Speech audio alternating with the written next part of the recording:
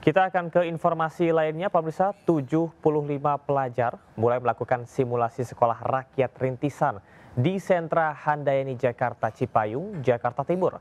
Seluruh siswa nantinya akan dibagi menjadi 3 rombongan belajar yang terdiri dari 25 siswa. Simulasi sekolah rakyat dilaksanakan 2 hari sejak kemarin dan hari ini, di mana siswa diinapkan di asrama sekolah rakyat rintisan Sentra Handayani Cipayung, Jakarta Timur. Sebanyak 75 siswa jenjang SMP mengikuti simulasi dan terbagi dalam 3 rombongan belajar atau 25 siswa per kelompok. Sementara proses belajar mengajar nantinya akan mulai efektif dilaksanakan pada tanggal 14 Juli 2025. Sejumlah orang tua siswa mengaku sangat bersyukur karena membantu menempuh pendidikan lanjutan yang diinisiasi oleh pemerintah.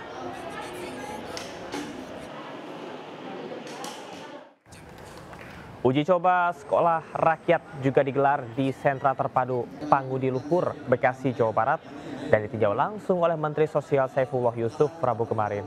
Dalam uji coba ini, sebanyak 180 siswa menginap di asrama sebelum resmi masuk sekolah rakyat 14 Juli mendatang.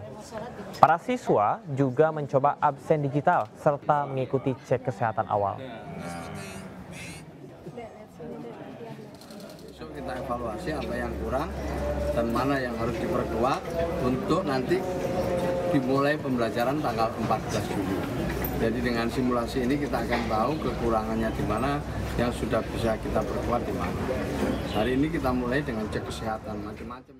Sementara di Pandeglang, Banten, memasuki tahun ajaran baru 2025-2026, SDN Kraton 5 tak memiliki siswa baru yang mendaftar.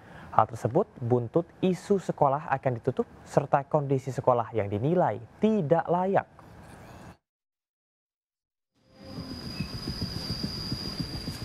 Memasuki tahun ajaran baru 2025-2026, suasana ruang kelas 1 SDN Kraton 5 Pandeglang nampak lengang. Tak ada satupun siswa baru yang mendaftar di sekolah ini. Bahkan dari kelas 2 hingga kelas 6 hanya diisi oleh sebanyak 36 orang siswa saja. Sementara pada tahun 2024 lalu, sekolah ini hanya mendapatkan siswa baru sebanyak 2 orang. Kepala sekolah menyatakan kondisi ini dampak adanya informasi sekolah akan ditutup hingga digabung, sehingga orang tua siswa memilih tak mau mendaftarkan anaknya. Selain itu, buruknya sarana dan prasarana di sekolah juga menjadi penyebab tidak adanya murid baru yang mendaftar. Sempat melihat ke sini kondisi sekolah ini yang seperti sekarang ini ya, kondisinya sangat memprihatinkan. Fasilitasnya sangat kurang gitu. Ya dari situ juga mungkin menilai ya siapa yang mau ke sekolah ke sini. Tati hanya berharap adanya perhatian khusus dari pemerintah daerah untuk sekolah ini. Dari Pandeglang, Banten, Iskandar Nasution, iNews melaporkan. 2 kelompok warga terlibat tawuran di tengah pasar tradisional Gili-Gili, Petamburan, Tanah Abang, Jakarta Pusat. Kedua kelompok saling serang menggunakan petasan, batu, hingga senjata tajam.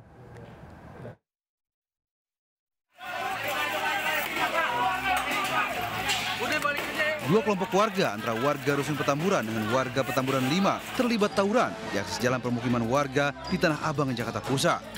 Tak hanya saling lempar batu, botol dan petasan, semua pelaku tawuran juga membekali diri dengan senjata tajam. Meski di tengah keramaian pasar tradisional Gili-Gili dan permukiman penduduk, kedua kelompok ini pun tak peduli, bahkan terus saling serang demi melukai lawannya. Tak ingin terkena sasaran, para pedagang yang ketakutan menutup lapak dagangannya.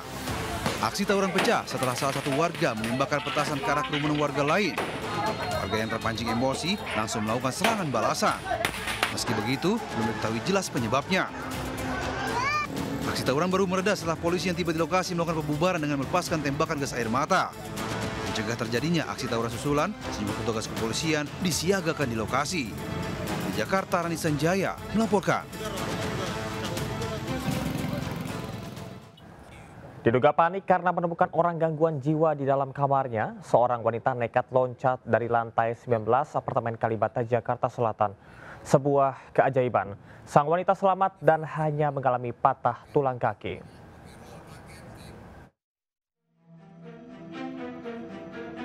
Video amatir warga merekam detik-detik seorang wanita tersangkut di sebuah kanopi usai melompat dari lantai 19 apartemen Kalibata City, Jakarta Selatan. Peristiwa ini terjadi pada Selasa sore sekitar pukul 5. Peristiwa bermula saat terjadi mati listrik di unit apartemen korban. Pemilik kamar memilih turun ke lantai bawah tapi lupa mengunci pintu kamar. Setelah listrik menyala, ia pun kembali ke kamarnya. Tapi alangkah kagetnya saat menemukan orang dengan gangguan jiwa atau ODGJ berada di dalam kamarnya. ODGJ tersebut diketahui merupakan WNA Afghanistan.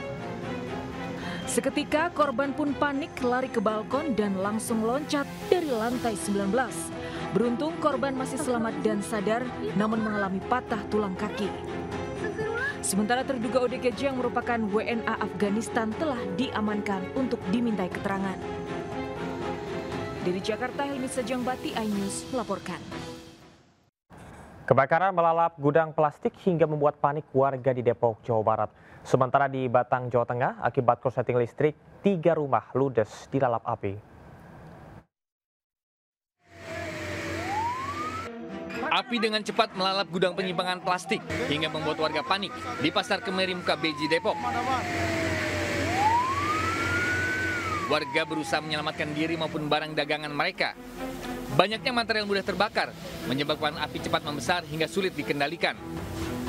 30 personel sempat mengalami kesulitan memadamkan api, meski sudah menerjunkan 5 unit mobil pemadam akibat minimnya pasokan air. Setelah 1 jam berjibaku, kobaran api baru bisa dikendalikan.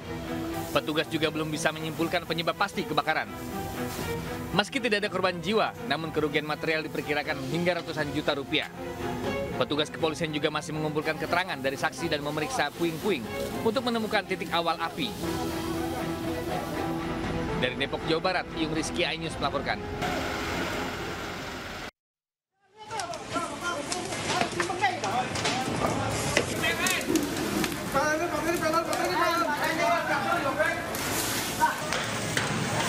Kebakaran hebat melanda 3 rumah di Desa Sidayu, Kabupaten Batang, Jawa Tengah, Rabu malam. Api berasal dari sebuah rumah milik seorang kakek bernama Margono yang dihuni bersama menantunya Sophia. Penyebab kebakaran diduga akibat korsleting listrik yang memicu ledakan di bagian atas rumah. Saat mengetahui kejadian, Sophia yang berada di depan rumah berteriak meminta tolong dan segera memberitahu Margono yang sedang mencuci. Banyaknya bagian rumah yang terbuat dari kayu membuat api cepat membesar dan menjalar ke rumah lainnya. Selain pemadam kebakaran, Koramil Bandar bersama Polsek Bandar turut terjun ke lokasi membantu proses pemadaman dan mengevakuasi barang milik korban. Tidak ada korban jiwa dalam kejadian ini, namun kerugian ditaksir mencapai ratusan juta rupiah. Dari Batang, Jawa Tengah, Suryono Soekarno, iNews melaporkan.